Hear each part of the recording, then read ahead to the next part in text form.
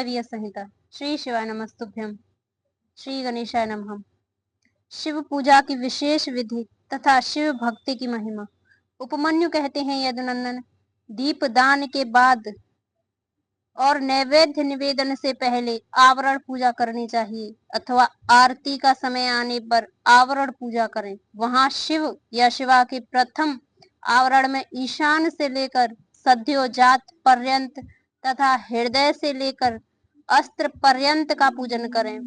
ईशान में, पूर्व भाग में, दक्षिण में, उत्तर में, पश्चिम में, आग्नेय कोण में, ईशान कोण में, नैऋत्य कोण में, वायव्य कोण में और फिर ईशान कोण में, तत्पश्चात चारों दिशाओं में गर्भावरण अथवा मंत्र संघात की पूजा बताई गई है। या हृदय से लेकर अस्त्र पर्यंत अंगों की पूजा करें।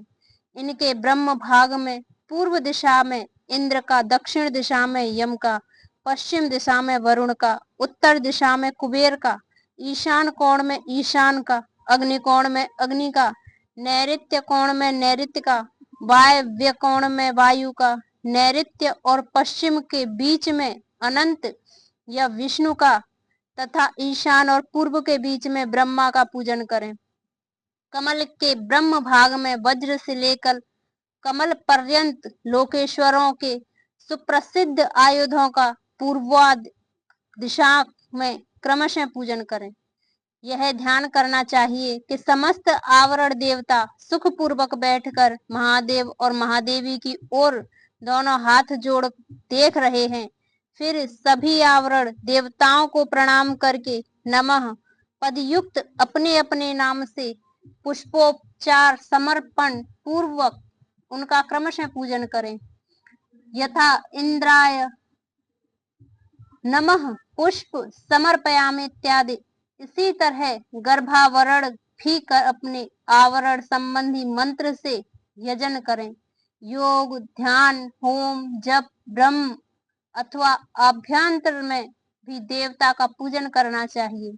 इसी तरह उनके लिए 6 प्रकार की हवि भी देनी चाहिए। किसी एक शुद्ध अन्न का बना हुआ मूंग मिश्रित अन्न या मूंग की खिचड़ी, खीर, दधि मिश्रित अन्न, गुड़ का बना हुआ पकवान तथा मधु से तर किया हुआ भोज्य पदार्थ, इनमें से एक या अनेक हविष्य को नाना प्रकार के व्यंजनों से संयुक्त तथा गुड़ और खांड से संपन्न करके नैवेद्य के रूप में अर्पित करना चाहिए।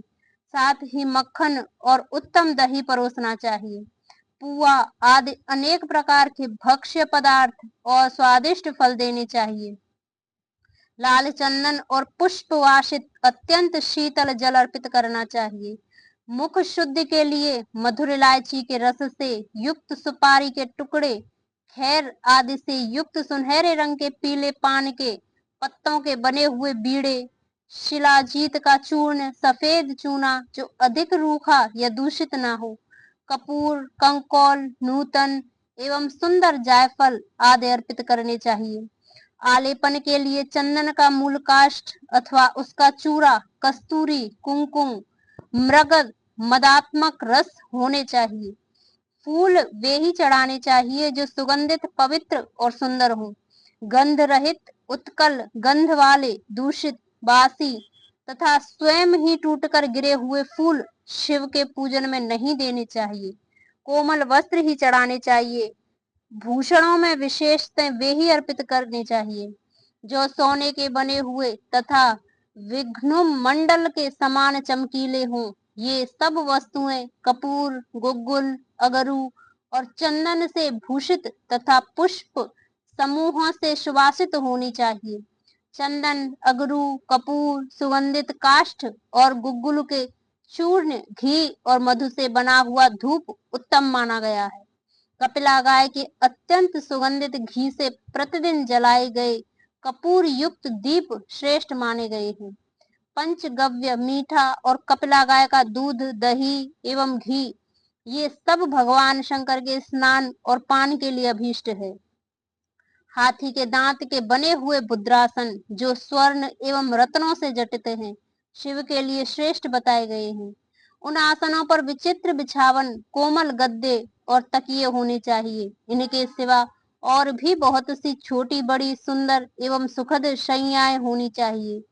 समुद्रगामिनी नदी एवं नद से लाया तथा कपड़े से छान कर रखा हुआ शीतल जल भगवान शंकर के स्नान और पान के लिए श्रेष्ठ कहा गया है।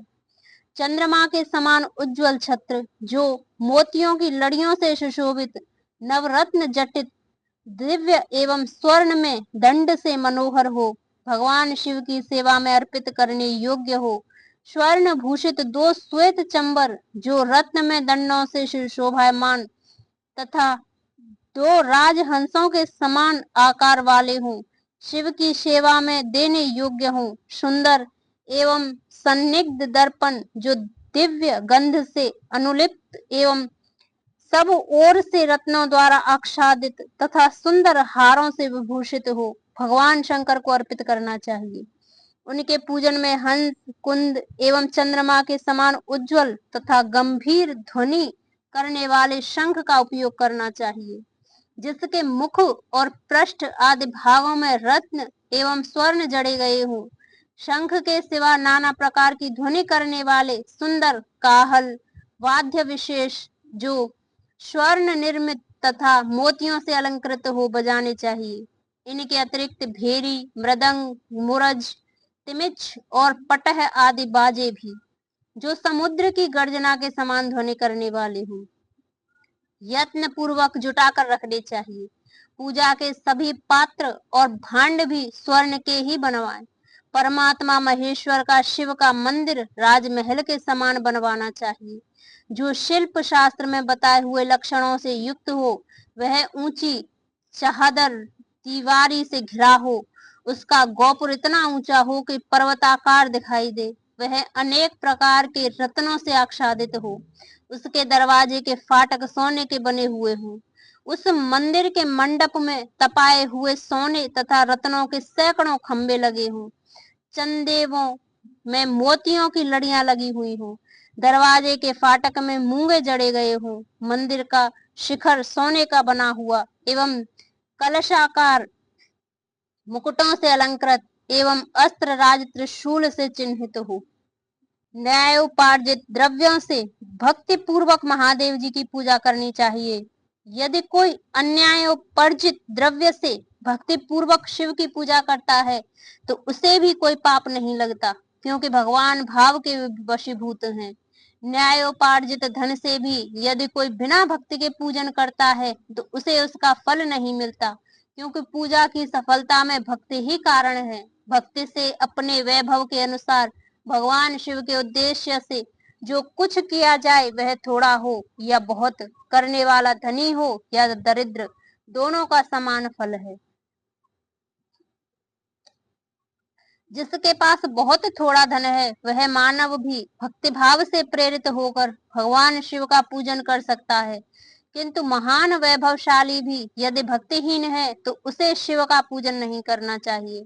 शिव के प्रति भक्तिहीन पुरुष यदि अपना सर्वस्व भी दे डाले तो उससे वह शिव आराधना के फल का भागी नहीं होता, क्योंकि आराधना में भक्ति ही कारण है।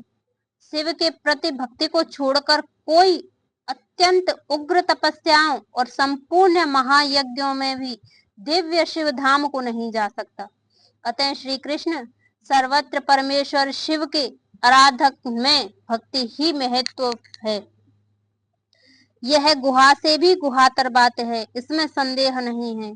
पाप के महासागर को पार करने के लिए भगवान शिव की भक्ति नौका के समान है। इसलिए जो भक्ति भाव से युक्त है उसे रजोगुण और तमोगुण से हानि हो सकती है। श्री कृष्ण अत्यंत अधम मूर्ख अथवा पतित मनुष्य भी यदि भगवान शिव की शरण में चला जाए तो वह समस्त देवताओं एवं असुरों के लिए भी पूजनीय हो जाता है। अतः सर्वथा प्रयत्न करके भक्ति भाव से ही शिव की पूजा करें, क्योंकि अभक्तों को कभी कहीं फल नहीं मिलता।